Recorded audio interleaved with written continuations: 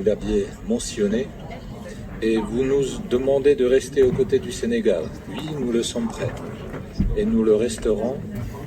Et nous savons que vous êtes juriste par formation. Vous avez aussi parlé de l'état de droit. Et je me permets de vous adresser la parole en tant que sénateur élu dans le suffrage universel direct, ancien candidat à la présidentielle de la République tchèque. Et je suis l'actualité sénégalaise avec inquiétude. Le président Macky Sall entretient un flou quant à l'avenir politique qui est pourtant décisif pour lui et surtout pour votre pays.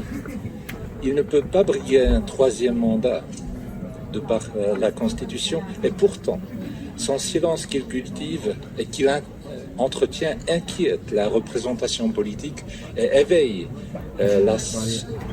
l'inquiétude de la société comme nous le lisons de l'extérieur. Ce flou éveille des tensions également dans les institutions politiques et dans la société civile.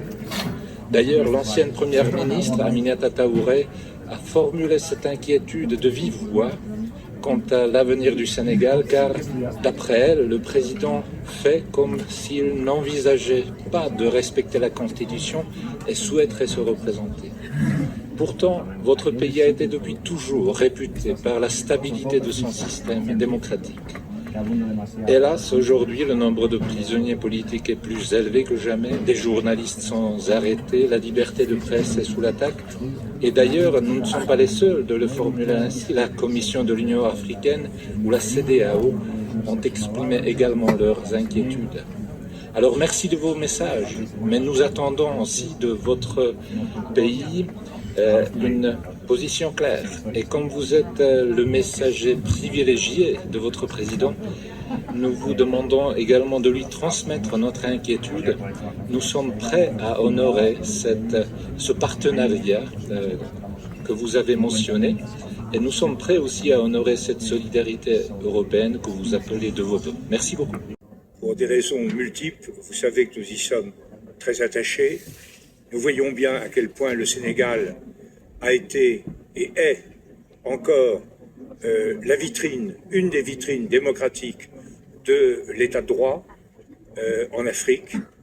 Nous mesurons toute la contribution historique qui a été la sienne, notamment au fonctionnement du multilatéralisme, de l'ONU, et nous souhaitons très profondément que les événements que traverse aujourd'hui le Sénégal ne remettent pas en cause cet héritage sacré.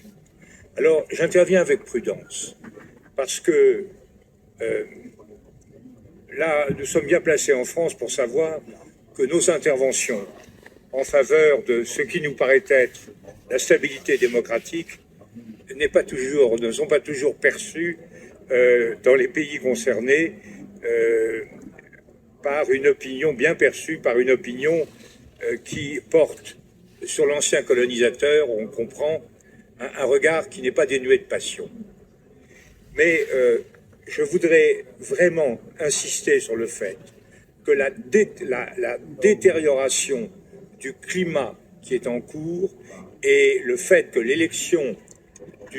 la future élection présidentielle ne se déroule pas dans des conditions satisfaisantes serait une véritable catastrophe.